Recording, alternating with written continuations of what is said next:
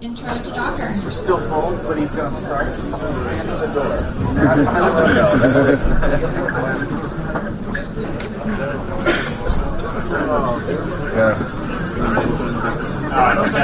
This introduction to Docker.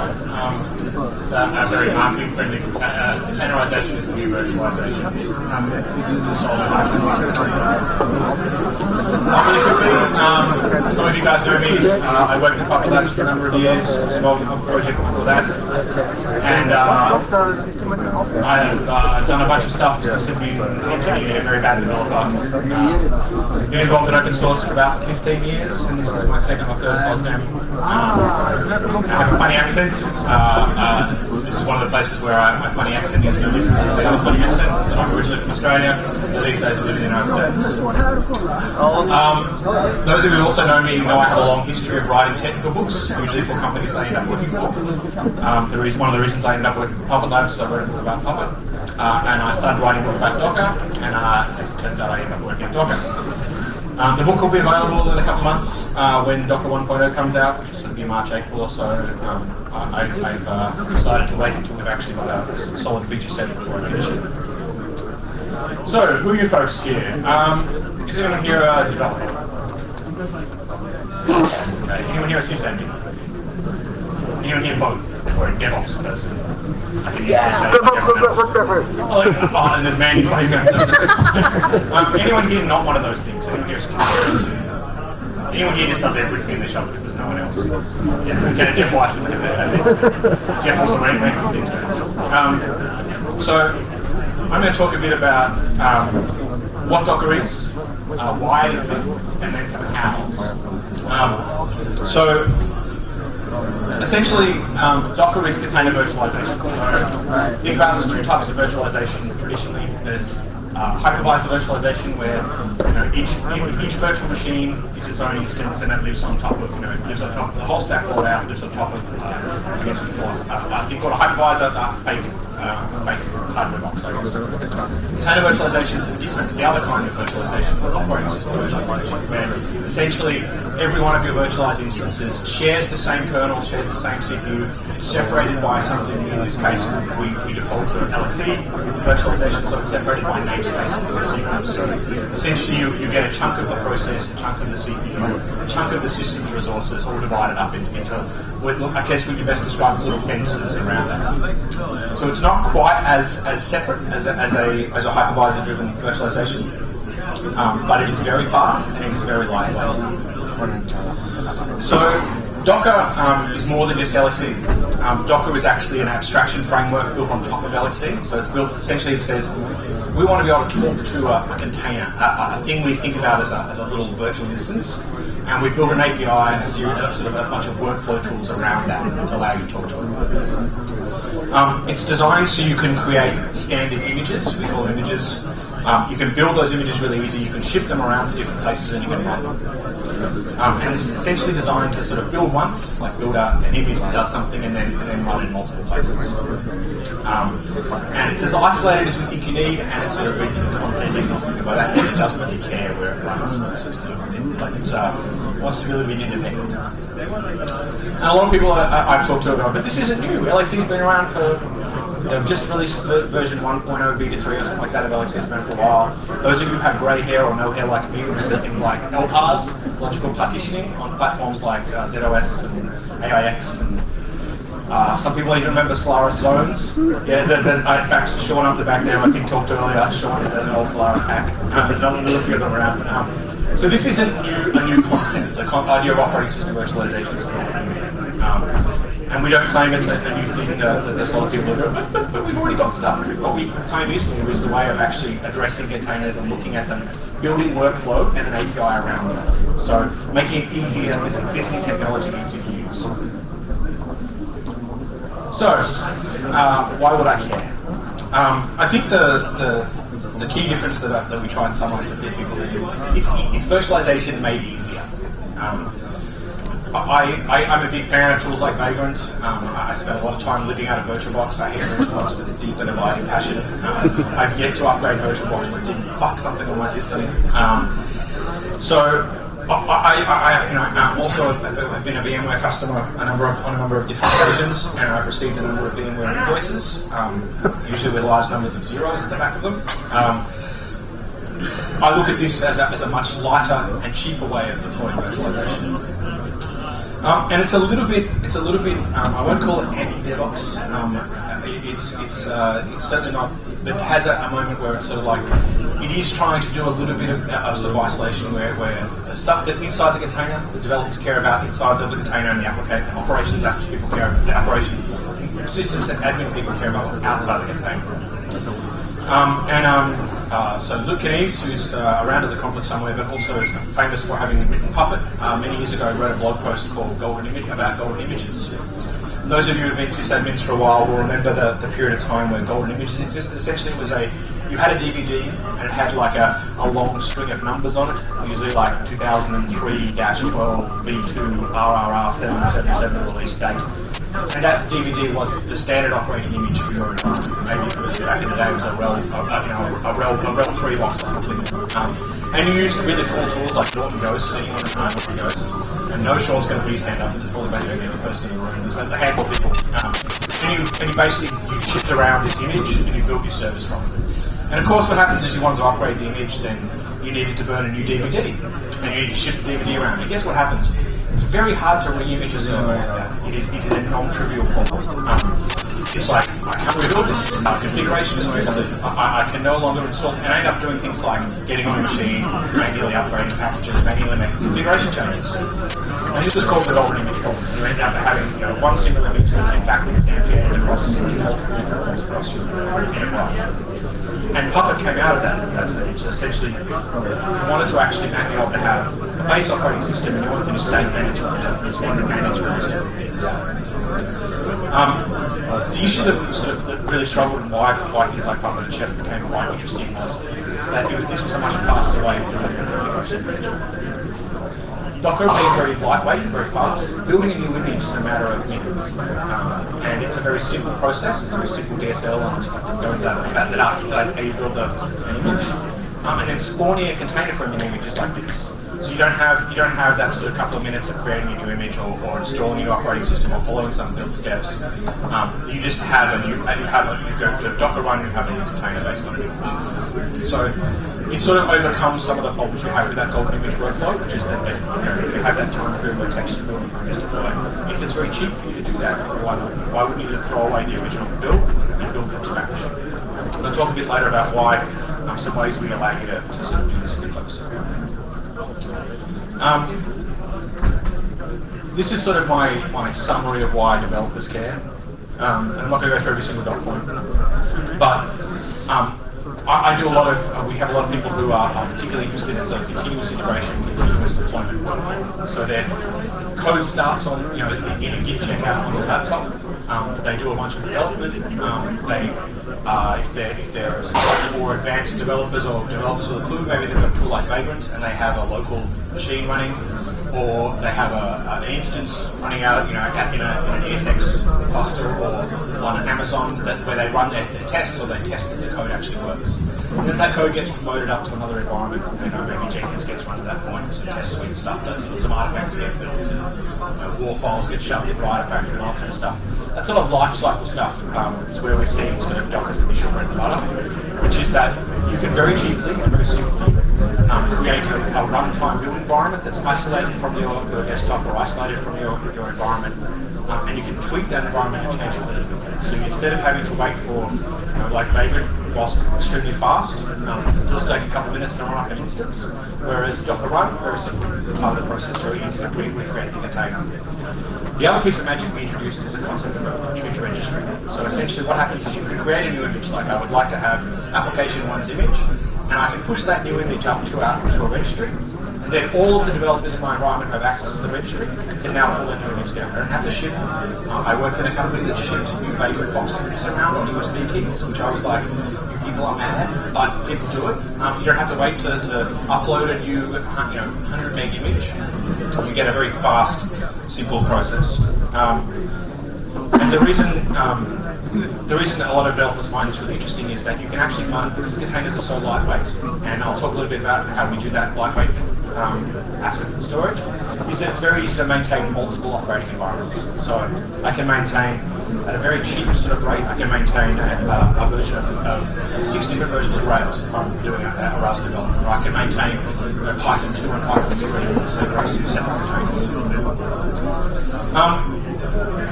Operations care about containers for the similar reasons that people care about configuration management, which is that it makes the lifecycle more efficient. It's really easy to introspect on the container to say what state the container is and what it looks like.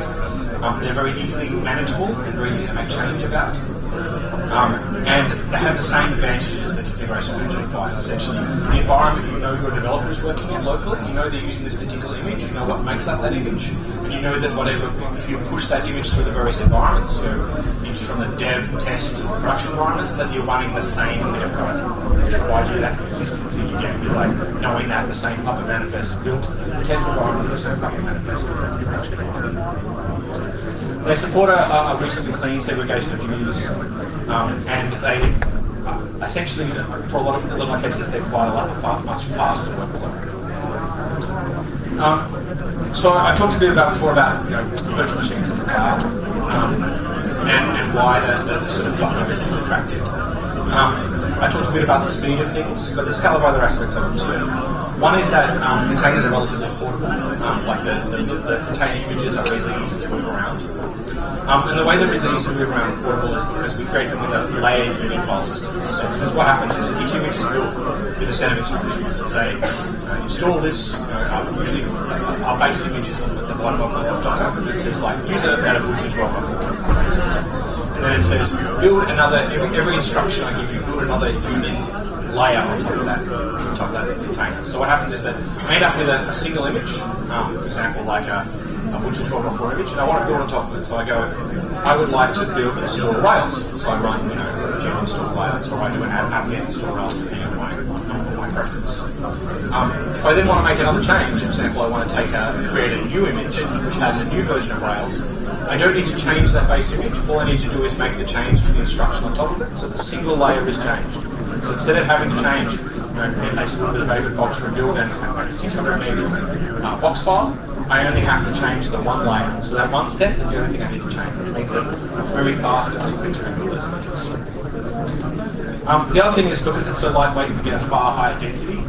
So we've got a number of customers for whom the number of images, the number of virtual machine instances they have, they get double the number of containers onto a single box.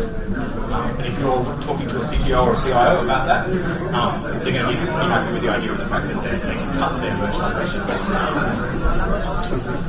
And so cheap things quite a lot of the time. The technology stack is really simple.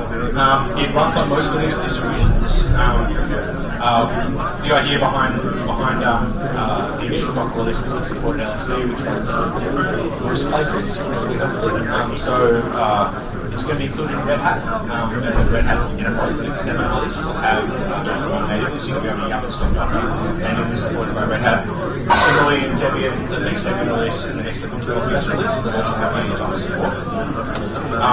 It relies heavily currently on namespaces and secrets and as well.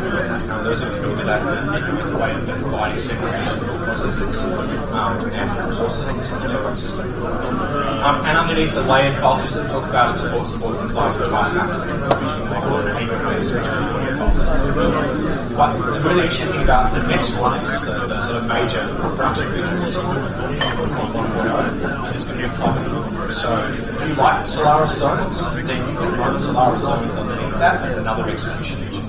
So essentially you get the benefits of the Docker API and the workflow, this sort of very fast build process, and the API associated with that. But you can run LXC or Zen, KVM. Currently our base plugin, which we're using for testing, is a simple root jail, which means you can then start to run it on a bunch of different platforms. BSD is the first one we've seen. Somebody's actually doing a Green Jails implementation right now for BSD, which you can start to think about some of the things you can do, like networking and stuff like that, by putting that sort of running on firewalls and switches. But we're also starting to see support for, some discussion about support for Solaris, OS X, and actual other sort of platforms.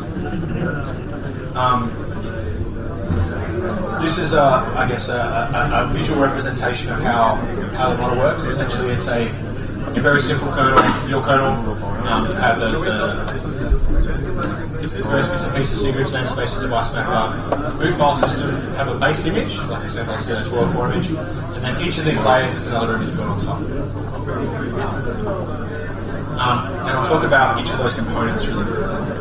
This is what we call a Docker file, a very originally named configuration file. It basically contains the set of instructions for building out one of those base, that one of those contains from images.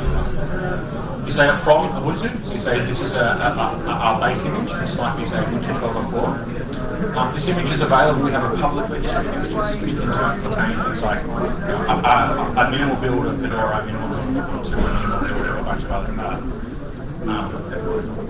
bunch of other platforms.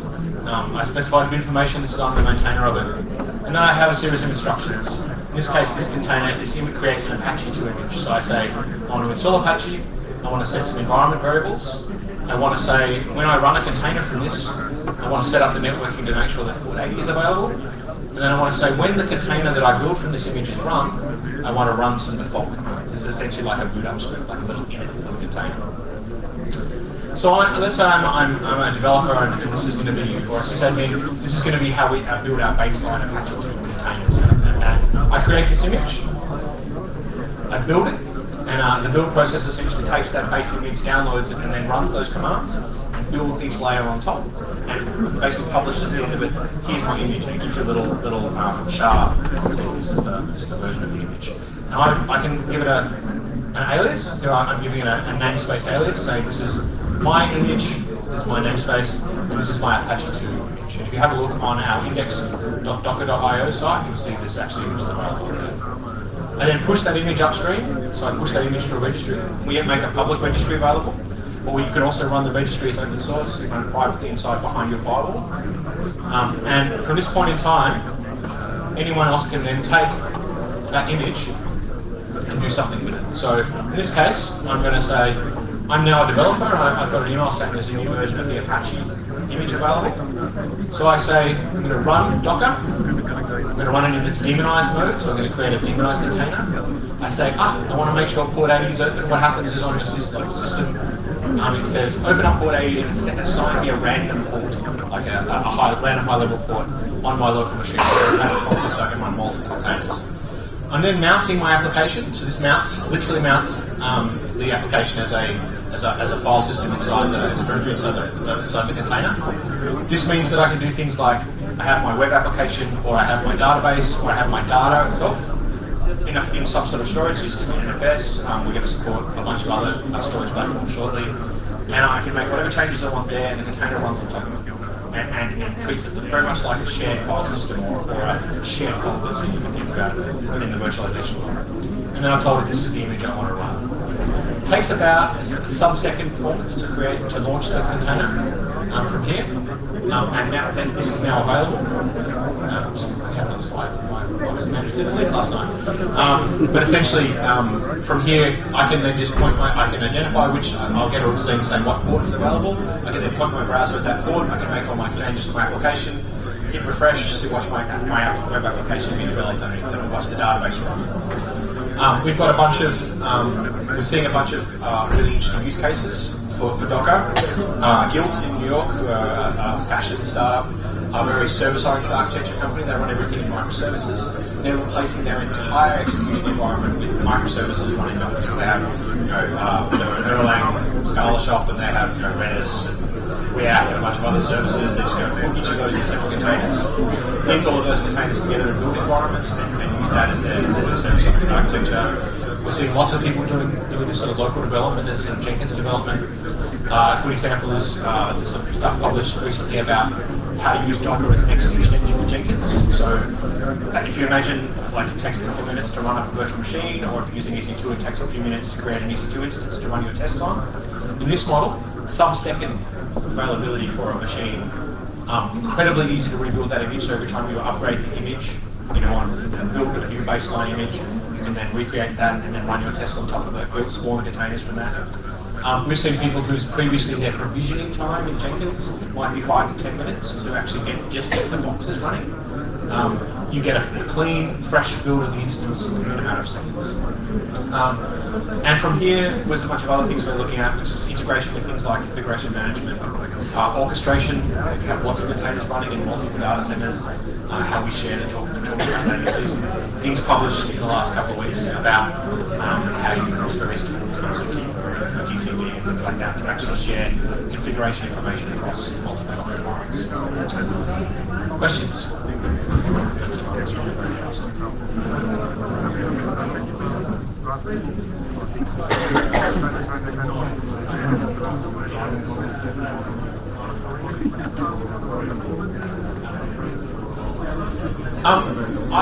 This is one of those things where I keep putting up these signs in the documentation saying "Here be dragons." I think we're just about to release 1.8 and it's pretty stable. The API is reasonably solid. I'd be very surprised if it changed dramatically between now and 1.0. My sort of don't use a production warning is largely around supportability. Like I can't provide limited support at the moment. But Red Hat is replacing its container model for OpenShift with Docker. Docker is currently the open stack sort of preferred flavor of containers. Gives you a good indication of where you're going. And the largest install I know is Baidu in China and Yandex in Russia. They're both running. Baidu has a Google App Engine-like product that uses Docker. They have tens of thousands of containers, and Yandex has similar, 40,000 containers. So people are using it in production anger. My biggest concern is the API stability and that's leading towards.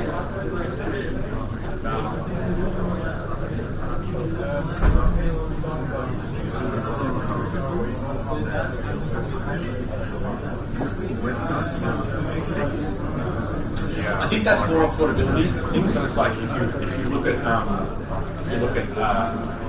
sort of execution piece, you want to have that workflow and that same API to be able to address these multiple virtualization platforms. And several people have tried to do this, like Dave Lauder called the Delta Cloud product. It's like it's essentially designed to abstract away the differences between virtualization products, say with folded and tools like that. They've not been hugely successful because I don't think they address the workflow piece of it. They provide an API, but they don't provide a mechanism for the life cycle of the virtual machine.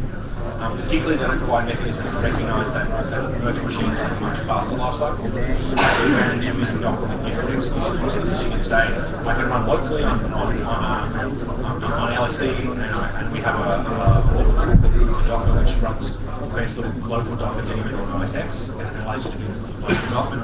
I can then take that exact same image, build the same way, and I can promote it into a VMware environment, or promote it into a Zen environment, or KVM environment, promote it nicely to it's the workflow there.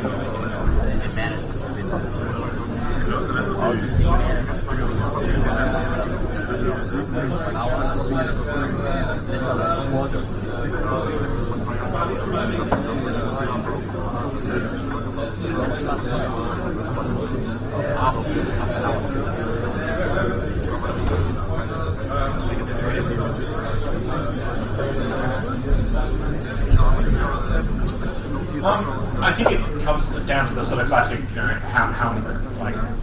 I think the containers are the LXC is a reasonably solid technology in most cases. Like it's a little bit, but I would say any sort of fast-changing data you probably should be mounting into a container. Any sort of static, like there are thousands of statements. Like if you are doing moving a web front end with Docker in a way where it's actually serving static content, back to an app server, then yeah, just include it. If it's a standalone microservice, like some sort of API endpoint, something like that, a Scala endpoint, something like that, then yeah, just include that inside the container. You don't need to worry about it's all statements. And it calls out. We also have a concept of linking, so we link containers together with essentially I can say, here's a container, I want to link to this other container that runs my database, and it creates an encrypted tunnel between the two containers, and it doesn't expose any ports. It allows you to say, address using inside your application. If you want to consume data from a database or store something over here, then go after that, use that. That's pretty basic at the moment, but we'll see a much more interesting.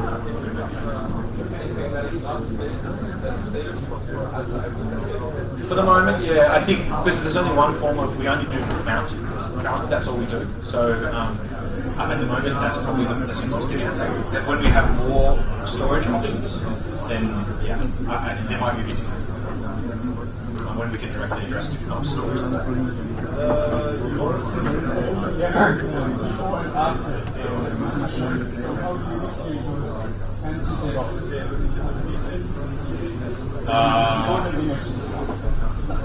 So what's that, sorry? My argument is that the golden images exist because the technology wasn't fast enough to make the change, and that in a lot of the use cases, that now that you can actually very quickly recreate the image and very quickly spawn containers from that image, the golden image bulb is not as large as it used to be. I think it still exists, and you can still end up with multiple hierarchies of images, and you can get yourself in any rabbit hole you like. Sysadmins are excellent at this. Like, we all know this, right? Somebody tweeted earlier, like, Bash is still a primary tool for DevOps people. I know whether they're being sarcastic or not, but it's pretty true. There's still a lot of hacky / scripty stuff. So I look at this workflow as, at the moment there's a certain percentage of tasks you would do that Docker makes a lot of sense for in its current build, and as we sort of expand, that may grow or change and make it more use cases out of it. Several people have posted using Docker with Chef, examples of how you build a Chef-powered Docker image and then run your cookbooks on top of that. I published a blog post recently about doing the same thing with Puppet and Puppet modules. I don't know where it will go. I think there's a huge expanse of use cases. I'm certainly not saying, particularly out of financial I'm certainly not saying you should throw your Puppet manifests away. But I think in certain cases where the workflow is much faster, I would seriously look at whether you would use Puppet further. I guess we could describe as upstream, and then downstream you would be building images and running containers from that. There's a bunch of different ways you can slice it. I don't think the future is yet even the distributed.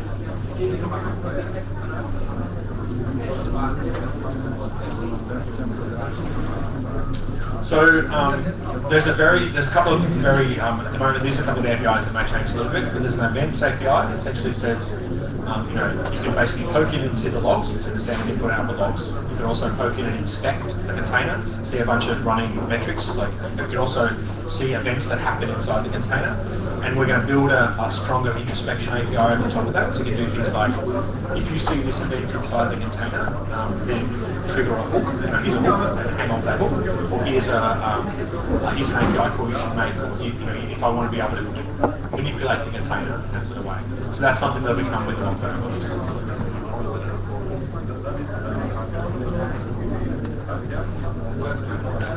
Oh, okay, fair enough.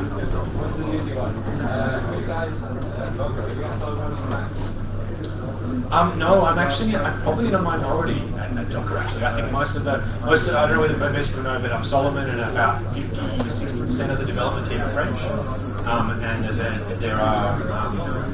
there's lots of Linux desktops. I'm a hipster. I live in Brooklyn, so I have to have a Mac. And I have to explain to people what Linux is, but everyone recognizes the sort of box.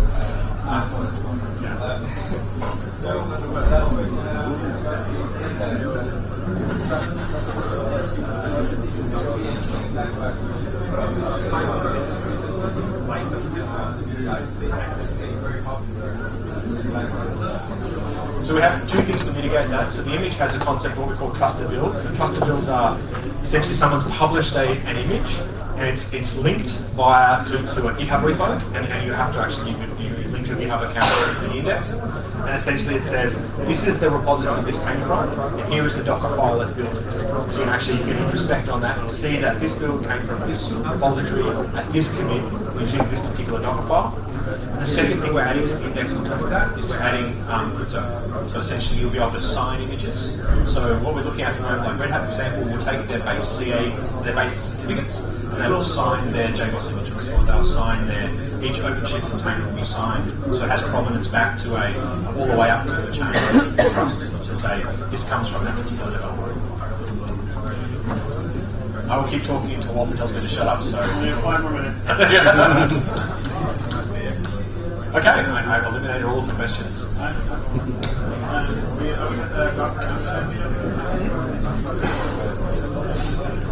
Yeah, so CoreOS is, so some of you guys might know Alex Bowlby, who did cloud, what was it called? It was a cloud metrics company that Rackspace bought.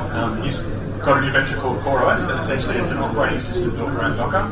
So essentially it's an operating system replacement or just enough operating system that allows you to spawn Docker containers. And it's really designed, at the moment I think, I can't speak on too much, but it's really designed to sort of, if you're on PAS or something like that, and you want to run an operating system that is tuned and built to just spawn high-density containers. I think the big challenge with that will be that it is an operating system replacement, and if you're doing something that's not PAS-like, then it's kind of, I think the utility of it, if you're a RHEL customer, the idea of throwing away your RHEL and replacing anything outside of a particular box of use case. They have also released a product called ETCD, which is like Zookeeper, except it's usable. I love Zookeeper, but it's a pain in the ass to set up. And ETCD is so much nicer. It's what I would have wished for when I was operating sort of production technology. Cool. All right, thank you very much, everyone. Really appreciate it.